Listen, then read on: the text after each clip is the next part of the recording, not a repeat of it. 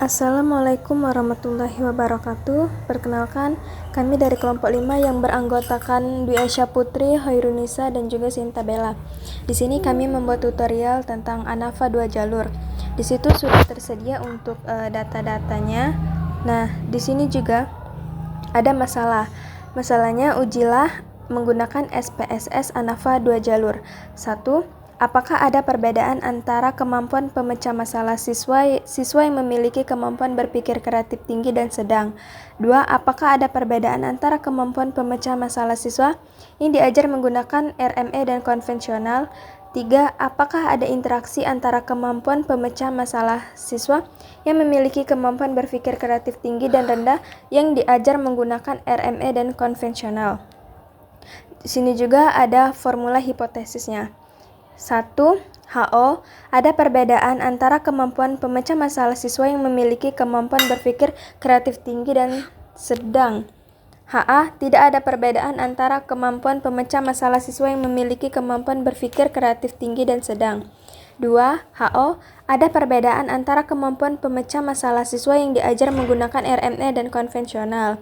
HA, tidak ada perbedaan antara kemampuan pemecah masalah siswa yang diajar menggunakan RME dan konvensional. 3. HO, ada interaksi antara kemampuan pemecah masalah siswa yang memiliki kemampuan berpikir kreatif tinggi dan rendah yang diajar menggunakan RME dan konvensional.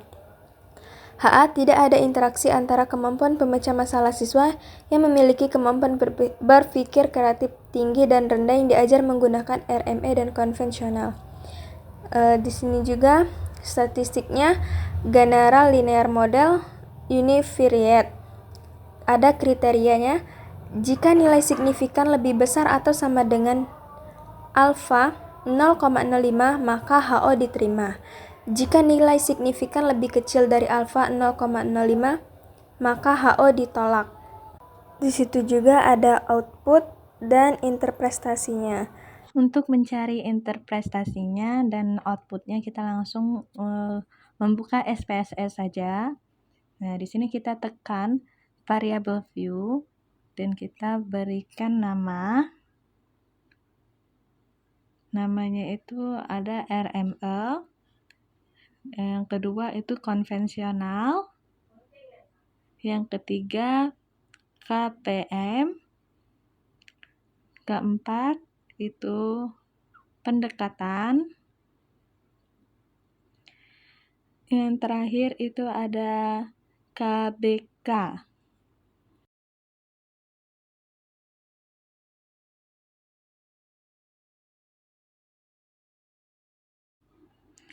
Nah, lanjut ke desimalnya itu ada kita turunin ke 0 semua. 0, 0, 0. Selanjutnya kita menuliskan label untuk yang KTM itu kemampuan pemecahan masalah. Untuk yang KBK kemampuan berpikir kreatif.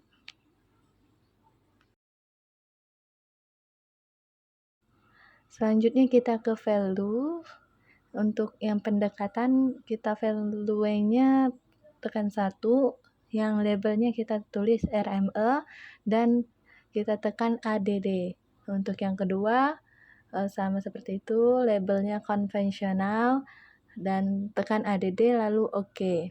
Nah, untuk yang KBK value-nya 1, labelnya untuk yang label di sini pendekatan,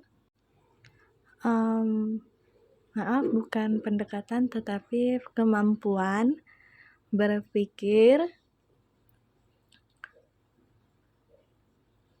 kreatif tinggi. Lalu kita pencet ADD. Untuk yang value 2 itu labelnya kemampuan berpikir kreatif rendah. Berpikir kreatif rendah. Lalu kita tekan ADD dan OK. Nah, untuk make sure-nya, untuk RME konvensional dan KPM itu skala, sedangkan pendekatan dan KBK itu nominal. Oke. Kita sudah selesai, lanjut ke data view. Nah, di sini udah ada RME, konvensional, KPM, pendekatan, dan KBK. Oke, lanjut kita mengcopy nilainya. Di sini kita copy RME terlebih dahulu, copy dan paste di kolom RME. Begitu juga konvensional di copy, lalu masukkan ke tabel yang konvensional. Nah, untuk yang KPM itu merupakan nilai campuran dari RME dan konvensional. Jadi kita masukkan dulu ke RME di atasnya. Maaf, itu salah tadi. Copy. Dan ini paste. Nah, untuk yang di bawahnya selanjutnya itu konvensional. Kita copy.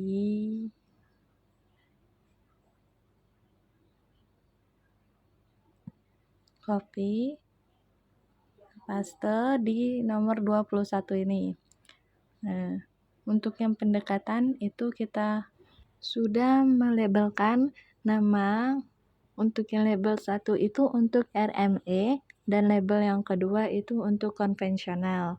Untuk label 1 RME itu nilainya 1 sampai 20, sedangkan yang konvensional dari nomor 21 sampai 40.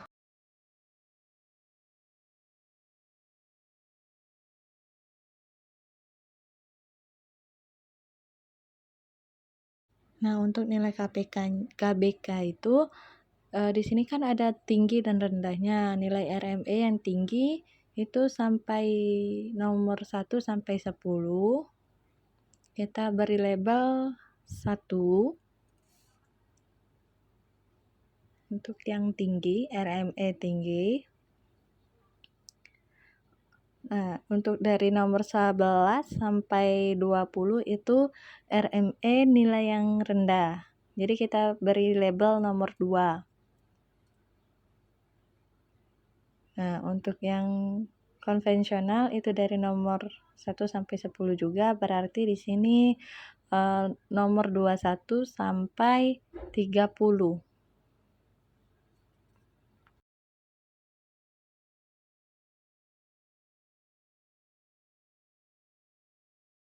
Nah, nilainya yang tinggi. Selanjutnya dari nomor 31 itu kita beri label nomor 2. Untuk nilai rendah. Oke, ini sudah selesai. Selanjutnya kita pencet analyze dan general linear model dan univariate. Nah, di sini sudah terdapat tabel.